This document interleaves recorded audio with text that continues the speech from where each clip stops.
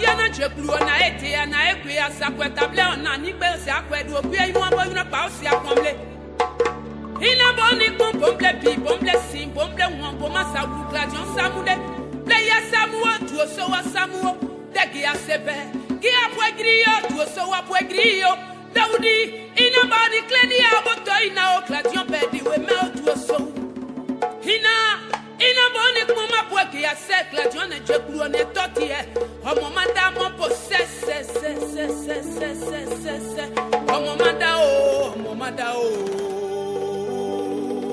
Ina Omo manda le. Amen. Que le Seigneur vous bénisse. Nous allons passer à une autre phase. Le dimanche passé, on nous a annoncé la présence de Monsieur le maire qui devait venir nous rendre visite. Mais pour raison de voyage, il n'a pas pu le faire et n'est pas arrivé à l'heure. On nous a relancé donc pour ce matin. Nous croyons que cette fois il sera là. Mais nous voulons maintenant passer à l'écoute de la parole de Dieu. Et quand il sera là, on nous fera signe. Je voudrais inviter le peuple de Dieu à prendre sa Bible dans le livre de Matthieu, le chapitre 7.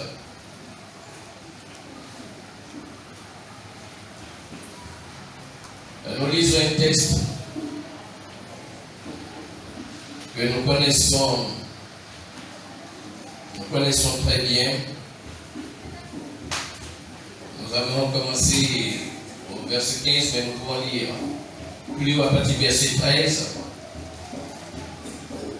Je lis avec vous. Entrez par la porte étroite, car large est la porte, spacieux le chemin qui mène à la perdition. Il y en a beaucoup qui entrent par là, mais étroite est la porte, resserré le chemin qui mène à la vie. Il y en a peu qui les trouvent. Gardez-vous des faux prophètes. Gardez-vous des faux prophètes. Ils viennent à vous en vêtements de brebis, mais au-dedans ce sont des loups ravisseurs. Vous les reconnaîtrez à leurs fruits. Cueille-t-on des raisins sur des épines ou des figues sur des chardons? Tout bon arbre porte de bons fruits, mais le mauvais arbre porte de mauvais fruits. Un bon arbre ne peut porter de mauvais fruits, ou un mauvais arbre porter de bons fruits. Tout arbre qui ne porte pas de bons fruits est coupé et jeté au feu. C'est donc à leurs fruits que vous les reconnaîtrez. Ceux qui me disent Seigneur, Seigneur, n'entreront pas tous dans le royaume des cieux, mais seulement celui qui fait la volonté de mon Père qui est dans les cieux. Plusieurs me diront en ce jour-là, Seigneur, Seigneur, n'avons-nous pas prophétisé par ton nom?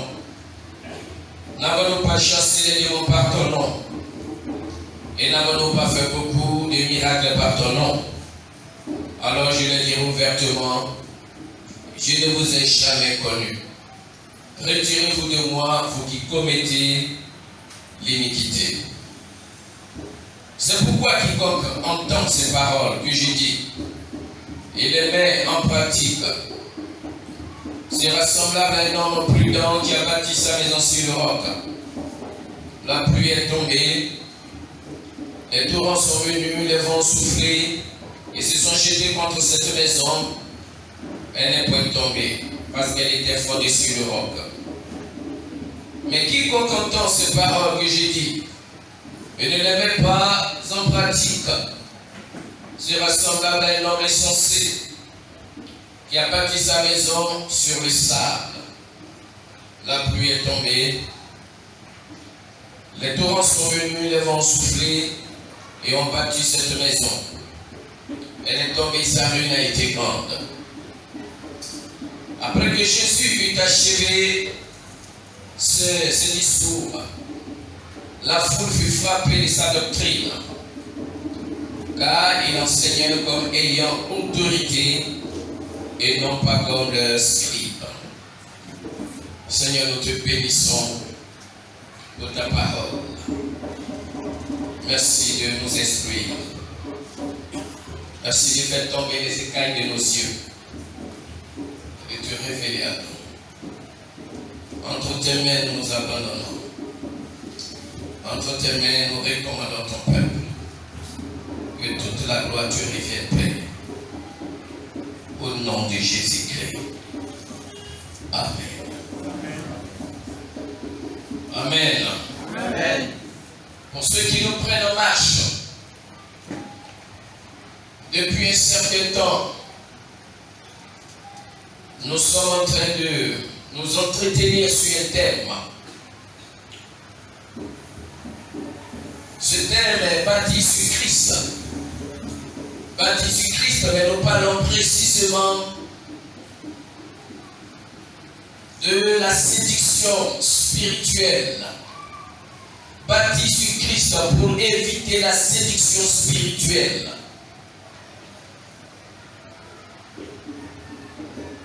Nous avons parlé un peu de ce que c'est que la séduction spirituelle, mais ce matin, nous voulons encore revenir pour rappeler certains points pour ne pas que nous oublions. Il est important pour nous de le rappeler.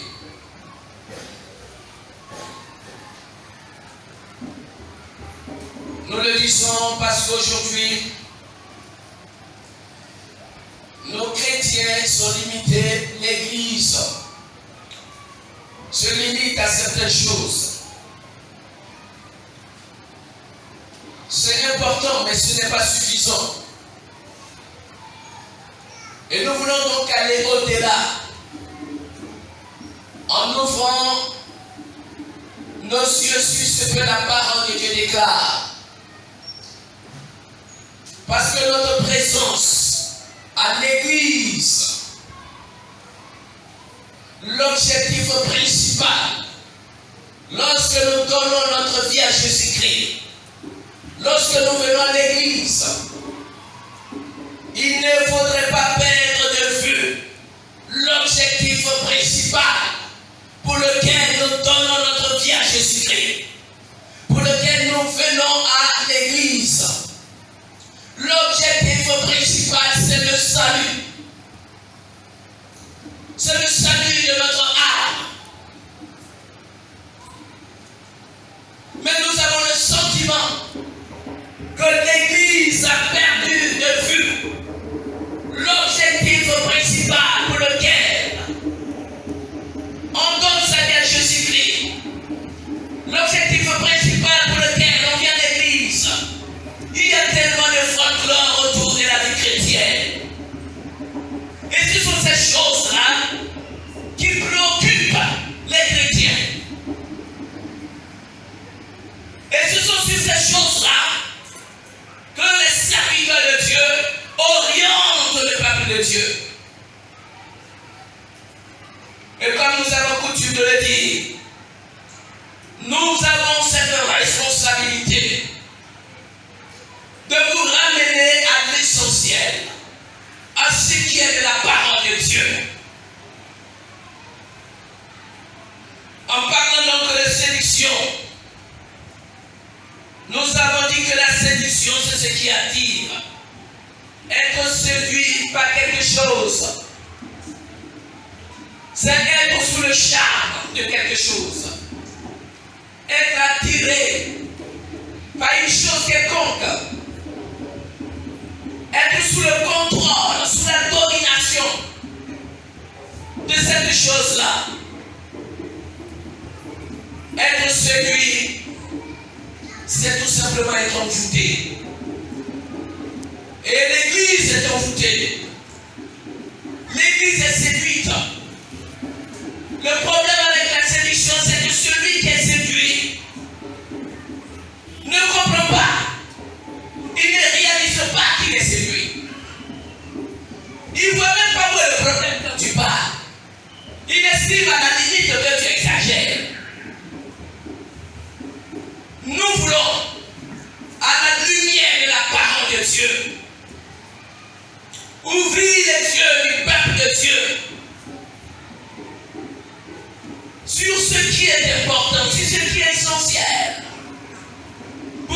puissions ne pas rater le ciel.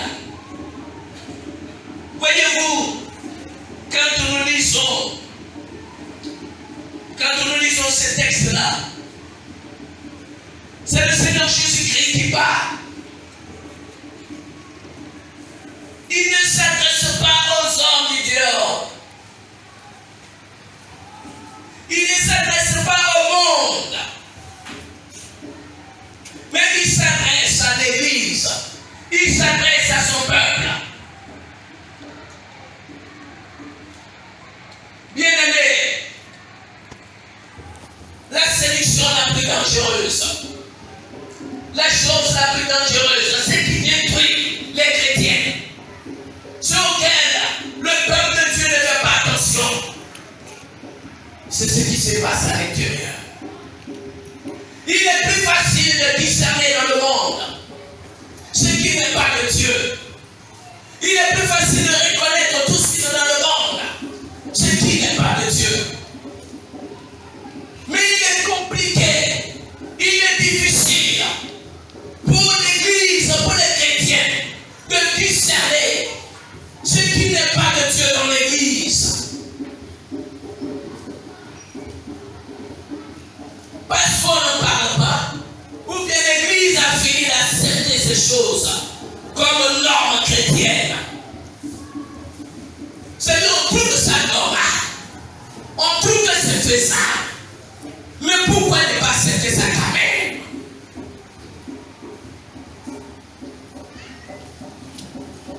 On a fini par accepter le monde dans l'Église. C'est ça la séduction. Voyez-vous, Jésus-Christ en parlant, il ne parle pas de n'importe qui. Il parle de serviteurs de Dieu. Et notamment les prophètes.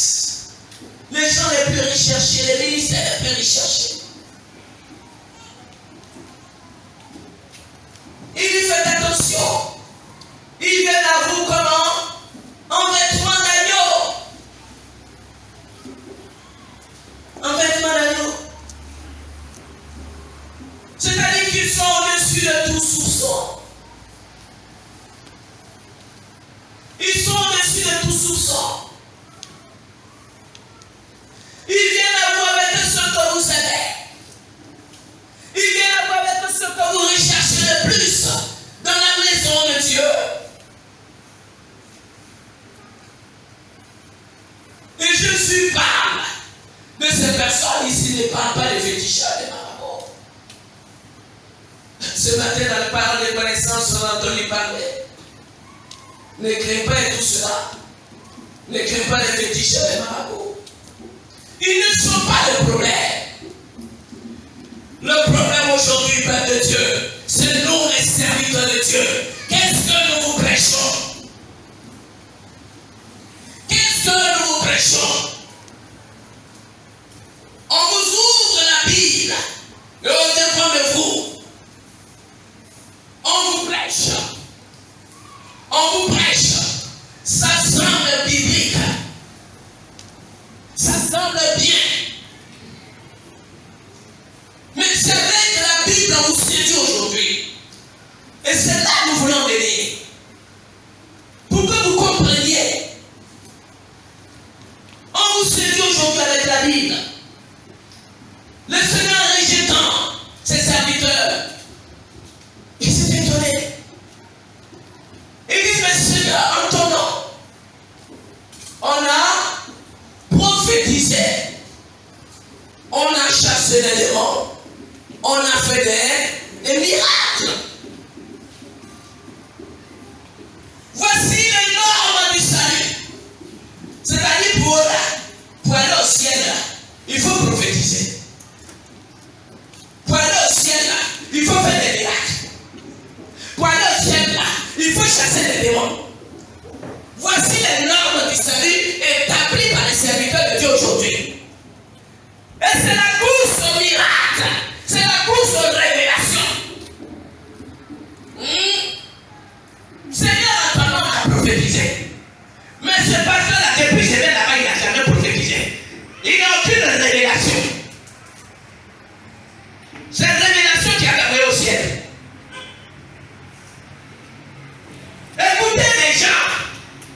qui sont imprégnés de révélations, de prophéties, qui accomplissent les miracles extraordinaires.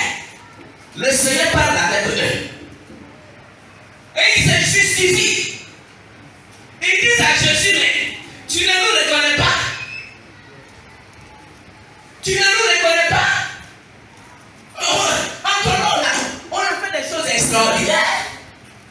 Jésus, mais toi, tu m'as oublié. Moi, le grand prophète des nations. C'est nous là. Le miracle extraordinaire, c'est nous. Entraîner du monde. Lisez votre Bible. Quel passage biblique vous dit que les prophéties sauvent, que les miracles sauvent? C'est là la séduction terrible. Vous voyez, le problème de l'Église, c'est que vous confondez le confort spirituel que Dieu vous donne et puis le salut. Vous avez le confort spirituel. Beaucoup de confort spirituel. Ils ont les actes spirituels qui se manifestent dans leur vie. J'appelle confort spirituel la guérison, la délivrance, les miracles, les dons que Dieu peut te donner. Ce qu'on appelle bénédiction, c'est le confort spirituel. Et c'est ce que l'Église recherche. Le confort spirituel. Et beaucoup sont dormis dans le confort spirituel. J'ai prié le Seigneur, il m'a donné ceci. J'ai prié le Seigneur, j'ai reçu ceci. Oh, Dieu est bon, Dieu est merveilleux. Oui, il est bon, il est merveilleux. Il fait pleuvoir sur les méchants et les bons. Tu l'as prié, il t'a donné. Mais quel verset biblique nous dit que parce que Dieu nous exauce, ça veut dire que nous sommes sauvés. Parce que nous vivons un miracle, donc nous sommes sauvés. Parce que quelqu'un fait des miracles, donc il est de Dieu. Et je l'ai dit pour la fois dernière, tu peux prophétiser. Tu peux faire des révélations excellentes. Tu peux parler en langue. Tu peux faire des miracles. Tout ce que tu fais, Dieu peut t'utiliser d'une façon extraordinaire. À telle enseigne que lorsqu'on te regarde, on dit oui, ça c'est le nom de Dieu. Oui, ça c'est le serment de Dieu. Tu peux vivre toutes ces choses. Et le Seigneur va te dire, je ne t'ai jamais connu. Je ne te connais pas. Faites attention. Sachez faire la différence entre le confort spirituel et le salut. Faites attention. L'église de Dieu, l'église de Jésus-Christ, est trop engagée dans le confort spirituel. Et c'est ce qui anime les enfants de Dieu. Tous ceux qui viennent à l'église ne prêtent pas l'oreille. Ils ne prêtent pas attention à tout ce qui est lié au salut. Voici le problème. C'est ça la séduction. Quand nous parlons de tout ce qui est lié au salut, tout ce qui va te sauver, les cœurs sont fermés, les gens se braquent. On dit, mais lui, il veut nous amener où? C'est comme ça partout. Lui qui croit. C'est pourquoi je vais vous faire comprendre la différence. Ou bien vous faire comprendre ce que c'est que la grâce. On vous explique de très mal pendant que ça est dans la Bible. Tu comprends? Qu'est-ce que la grâce? Le salut c'est quoi? La grâce, la foi c'est quoi? On lit ces choses, mais on les lit d'une autre manière. Et on est là, je suis sauvé. J'ai l'assurance de mon salut. Non, tu as un confort spirituel. Dieu t'accorde certaines grâces, certains privilèges. Il peut même te protéger. Il peut même te garder en certaines circonstances. Tu sais pourquoi? Toutes ces choses que tu vis maintenant, c'est la patience de Dieu envers toi. Pour t'emmener au salut. Pour t'emmener à le connaître. Mais les gens pensent que parce qu'ils vivent cette grâce, donc ils sont sauvés. Mais quand je dis la Bible. Et quand j'étudie le salut, je comprends pourquoi le Seigneur dit qu'il faut entrer par la porte étroite. La porte étroite. Il dit étoile le chemin resserré et le chemin qui mène au ciel. Je vous assure, il y en a très peu qui vont y entrer. Dieu sait pourquoi il dit ça. Le chemin qui mène au salut, tu peux être là ce matin, m'écouter et ne rien comprendre à ce que je dis. Parce que tu es sûr que tu es sauvé. Tu es certain que tu es sauvé. C'est ça la séduction. C'est ça la séduction. Peuple de Dieu, sortez de votre confort spirituel. Recherchez le salut de vos âmes. Recherchez le salut de vos âmes. Parce que si vous n'avez pas soif du salut de votre âme, tout ce que je vais vous prêcher, je vais vous dire, vous n'allez pas l'accepter. Le salut a des exigences. Dans le salut, il y a des exigences. Il y a des sacrifices que les chrétiens ne sont pas prêts à payer sous prétexte qu'on est sous la grâce. C'est là. Sous prétexte qu'on est sous la grâce. On ne doit pas blesser la sensibilité des gens. On doit laisser les gens faire ce qu'ils veulent. Vivre comme ils veulent. De temps en temps ressembler au monde. Se conformer au monde. Et quand tu parles, on est sous la grâce. Mais qu'est-ce que tu fais de la grâce? Quelle séduction. Quelle séduction. Depuis le temps de Jean-Baptiste, le royaume des cieux est forcé. Et ce sont les violents qui s'en emparent. Allez-y, comprenez cette parole. Lisez, comprenez cette parole. Allez-y, faites des recherches et comprenez cette parole. C'est sous la grâce de Jésus qui ça. C'est dans le Nouveau Testament, c'est pas dans l'Ancien Testament. Vous qui parlez de grâce, j'aurai l'occasion de vous en parler, de vous expliquer à la lumière de la parole de Dieu. Que vous compreniez ce que c'est que la grâce. J'ai vu un jour quelqu'un, un chrétien que j'ai reçu, il fréquentait une communauté sœur. Il est chrétien, il est baptisé. Un jeune fonctionnaire. Et quand j'ai commencé, il est chrétien engagé il y a longtemps. Un jeune fonctionnaire, il est baptisé tout seul. Donc j'ai commencé à m'entretenir avec lui. J'ai réalisé qu'il allait à l'église. Il était même très assidu, mais il était très loin du Seigneur. Et quand je commençais à lui parler du salut, les exigences du salut, il me regardait l'air étonné, comme si j'étais le premier des pasteurs à lui dire ça.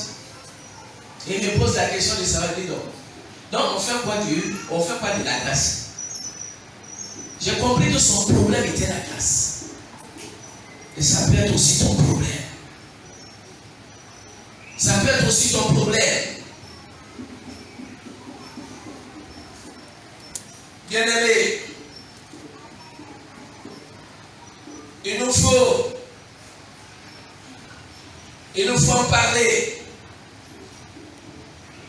De parler de certains points afin que le peuple de Dieu comprenne. Pour que ceux qui veulent être libérés puissent se libérer.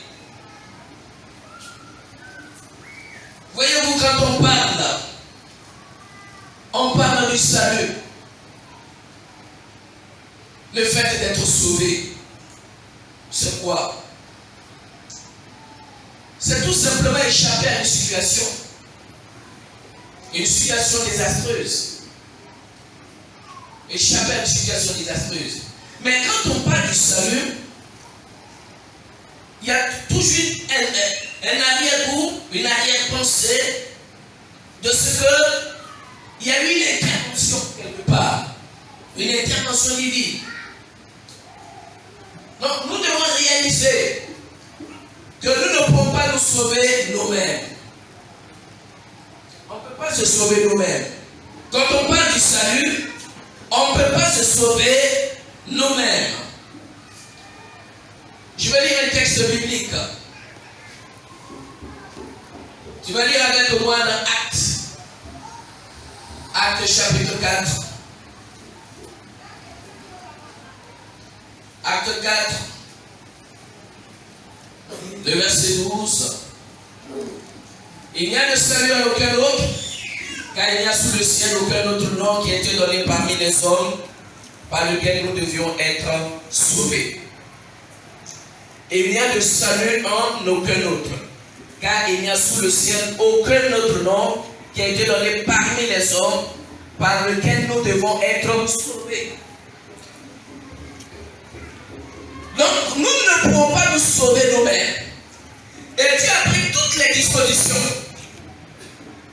Pour être sauvé, il a donné un seul nom. Il a donné une seule personne. Hors de ce nom-là, il n'y a pas de salut avec notre nom. Quelle que soit la beauté de ce nom-là, quelle que soit la position de ce nom, il n'y a qu'un seul nom.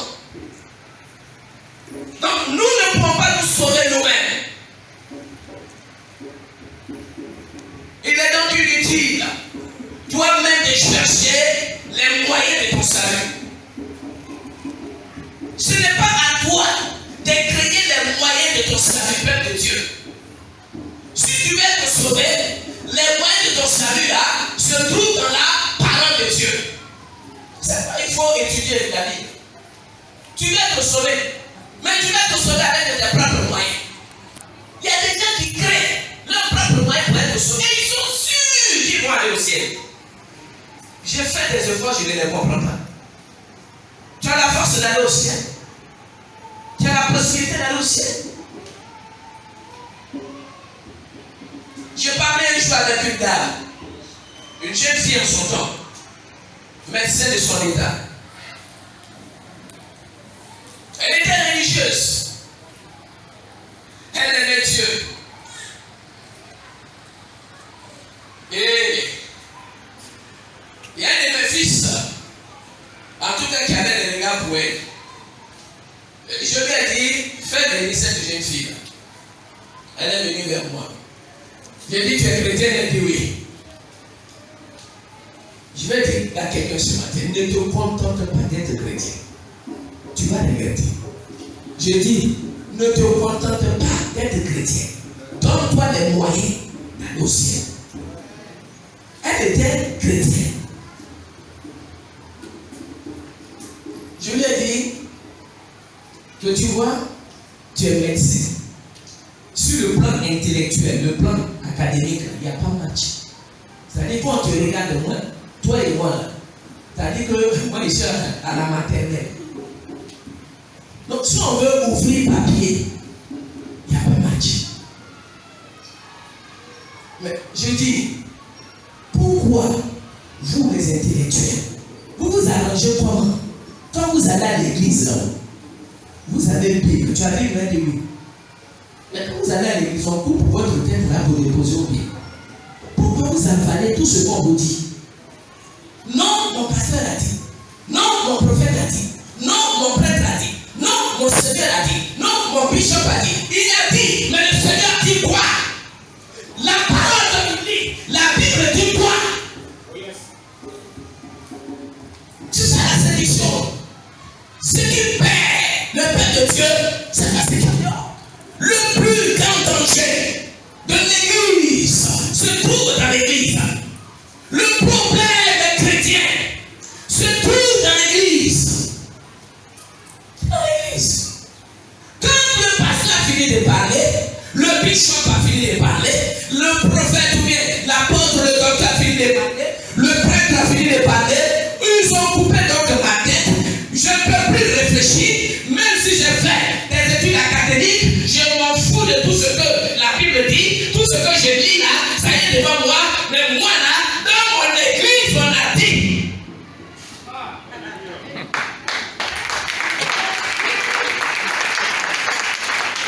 fini de parler avec cette demoiselle, c'est quand le voile est déchiré. Elle a réalisé que le Seigneur est devant elle. Je n'ai plus rien dit. Hein. Je vois le dimanche qui suivait, elle est restée scotchée à l'église. Parce que la vérité de la parole de Dieu s'impose à nous. Elle s'impose à nous. Ici-bas, elle s'imposera à nous dans le ciel. C'est elle qui va nous juger. Ce n'est pas une église donnée, ce n'est pas un prêtre, ce n'est pas un pasteur, ce n'est pas un bishop, ni un apôtre. Faisons attention à ce que nous écoutons.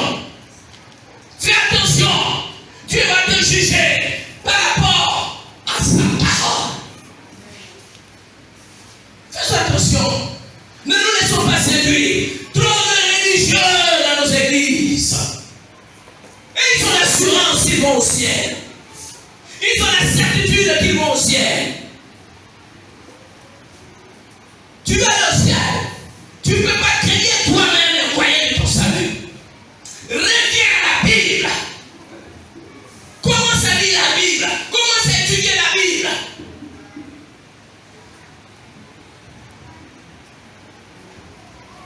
Le défi que moi j'ai dans ce genre, ce n'est pas que on dit, c'est non.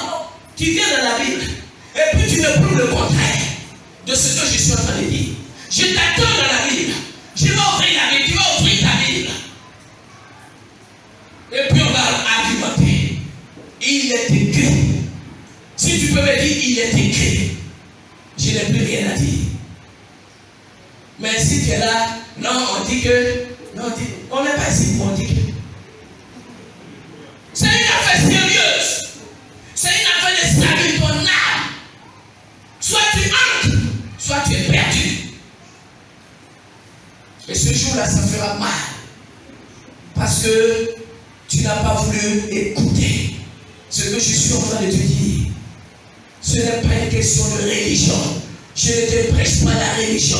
Jésus n'est pas la religion. Jésus n'est pas une église donnée. Jésus est la parole de Dieu faite de chair. Et c'est cette parole-là qui nous sauve. Il est le chemin, la vérité. Il est la vie. Revenons aux Saintes Écritures. Revenons aux Saintes Écritures. Peuple de Dieu. Revenons aux Saintes Écritures.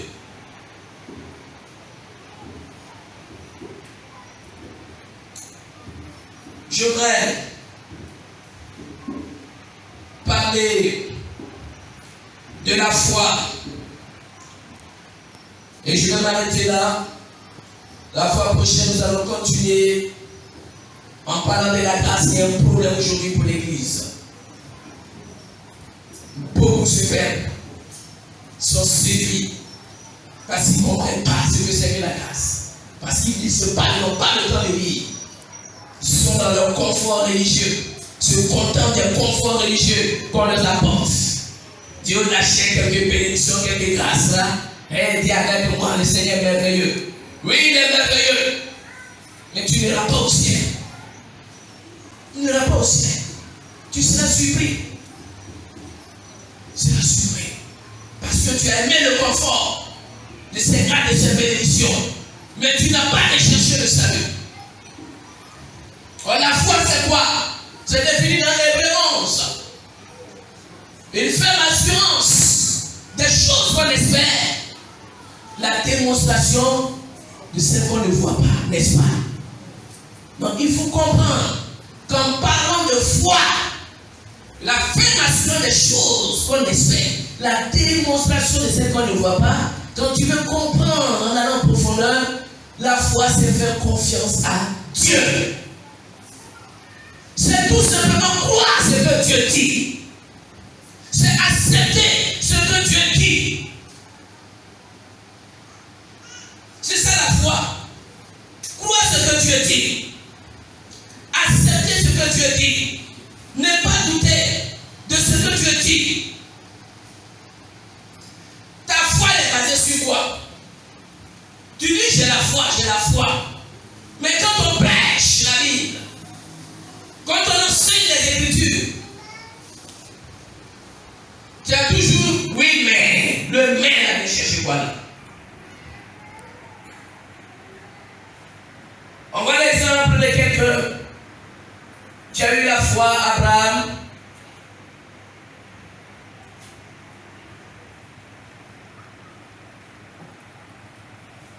J'ai lu dans Romains chapitre 4,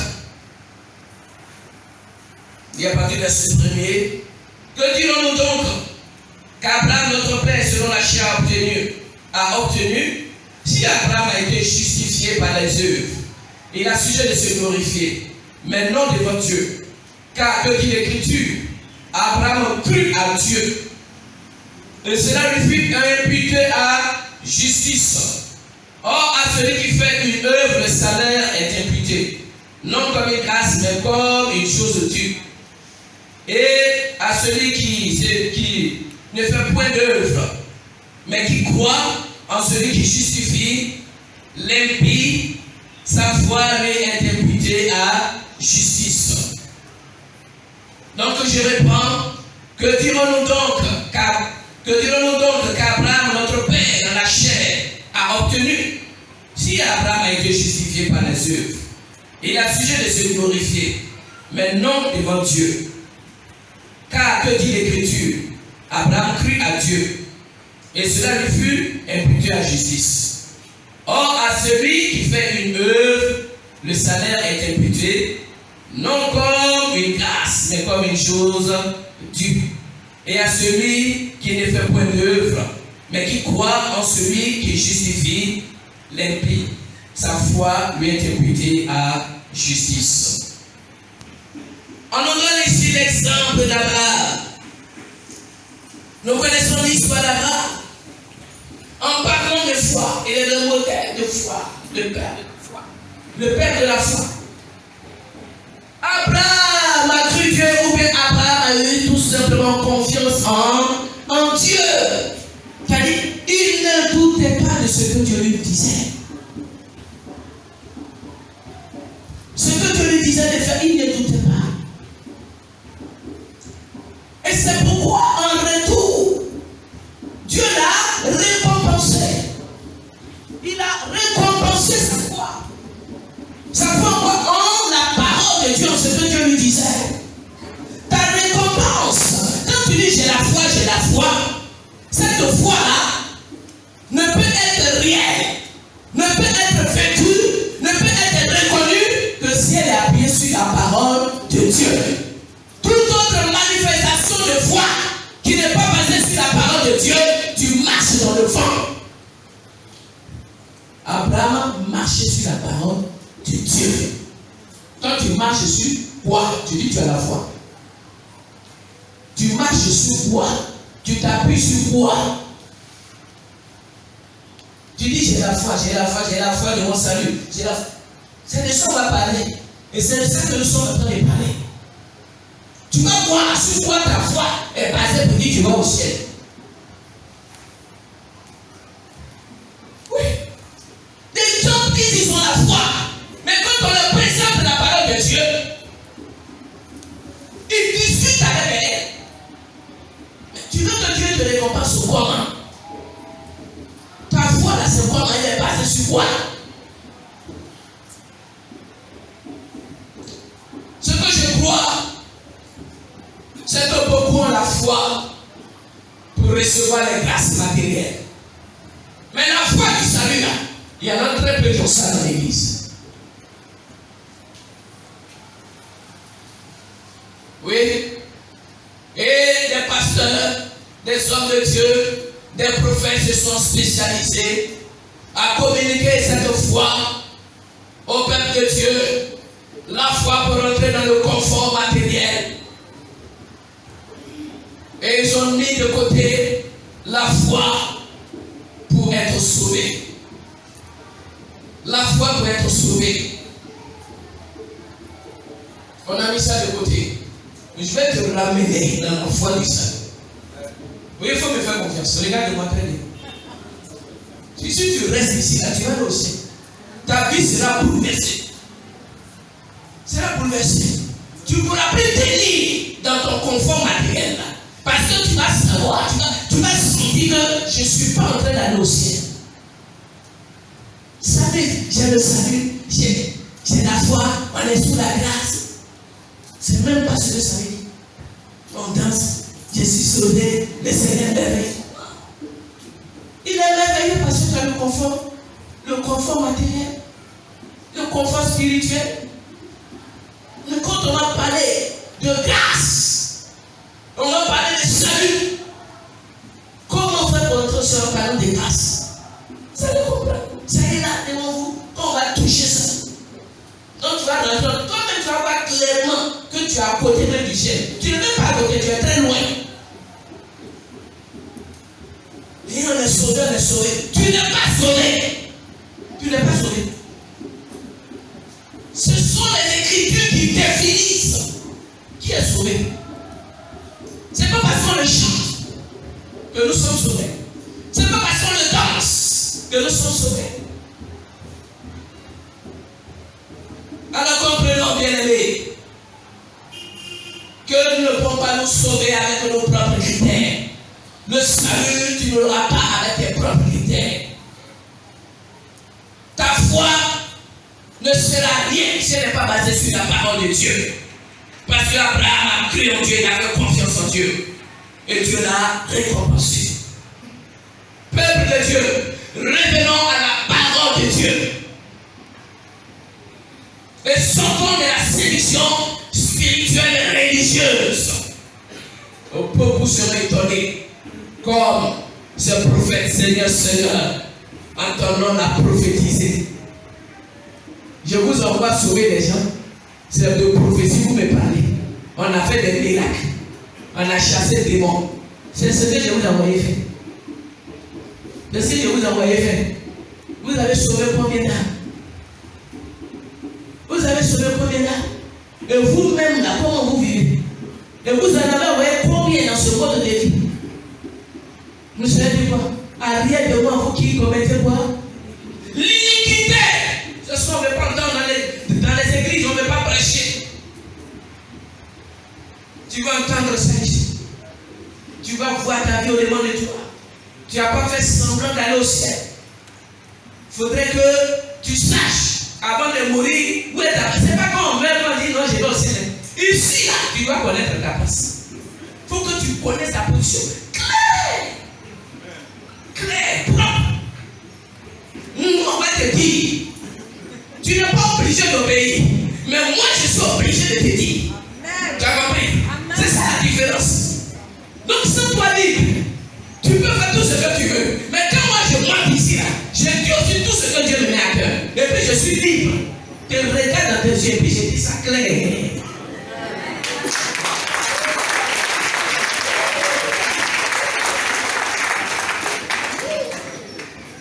Et quand j'ai dit, l'église est beaucoup. Tu peux aller, tu peux choisir où tu veux pour partir. Dieu nous a déjà dit ça. Il dit, ceux qui voient le ciel ne sont pas nombreux. Même s'il y a un peu de personnes, ce n'est pas étonné. Voilà. On n'est pas dans une association où on se retrouve pour faire cotiser les gens. Je vous l'ai déjà dit. On ne vient pas ici là pour faire cotiser les gens. Si on vient ici, on fait offrande, on fait dire tout ça, c'est que le Dieu avance. C'est compris? Et nous avons la lourde responsabilité de vous envoyer au ciel. Il y a des gens qui n'aiment pas entendre ça. Quand on dit, tu vas aller, il faut partir. Il faut partir. C'est au ciel, tu veux partir, ou bien tu veux cotiser pour leur passer, ils vont manger. Ou bien les apôtres, les prophètes. Ils aiment ça, il faut les chercher. Tu vas trouver. Qui va donner, tu seras béni. Wow, voilà c'est quoi on aime aujourd'hui. Le folklore dans l'église. Wow, et puis il traque comme ça. Il traque comme ça. Wow. Ton âme là ne te dit rien. Ton âme, ça ne te dit rien. C'est l'église où tu allais, on va t'acclamer au bout, c'est ça que tu cherches. Faut partir. Faut partir. Mais pourquoi tu blagues les gens d'un pays, tu blagues qui? Tu trompes qui? Tu ne peux même pas te dire, on n'est même pas arrivé quelque part. Que le Seigneur te bénisse. Il bénisse sa parole.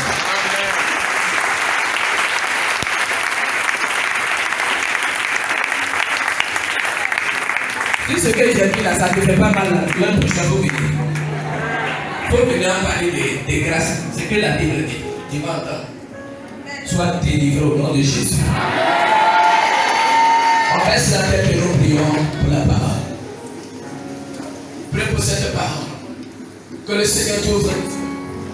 Que le Seigneur nous fasse la grâce.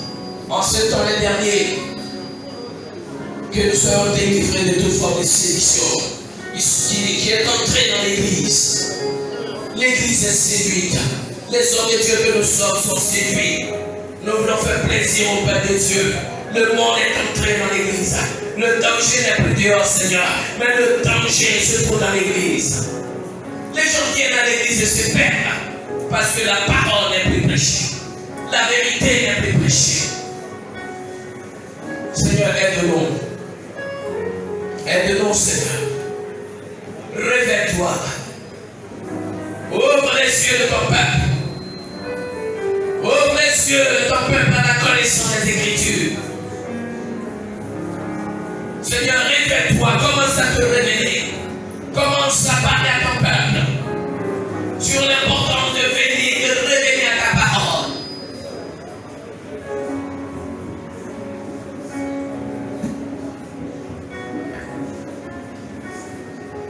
Merci pour ta fidélité. Merci de nous aider. Que cette parole agisse maintenant dans le cœur de quelqu'un qui a soif du salut. Quelqu'un qui va à l'église non pas pour chercher le confort spirituel, le confort matériel seulement, mais qui cherche le salut de son âme. Je prie que tu te révèles à quelqu'un. Au-delà de mes limites humaines, que par ton esprit, tu commences à parler au cœur de quelqu'un. Tu commences à toucher quelqu'un. Tu commences à faire tomber les écailles des yeux. Tu commences à délivrer quelqu'un de la séduction qui est entrée dans l'église. Que le chaîne de la séduction soit brisé. Le mensonge évangélique, ce mensonge, cette subtilité où l'évangile est mis de côté. Et le confort spirituel est prêché. Nous pouvons être bénis. On peut être béni matériellement. Avoir tout ça des grâces matérielles, vivre des miracles. Le Seigneur passe à côté de notre salut. Et cette vérité, le diable nous la cache. Mais ouvre nos yeux, afin qu'en ce temps dernier, nous puissions nous consacrer à toi. Nous puissions payer le prix. Le prix, Seigneur, pour nous dépouiller, de nous sanctifier.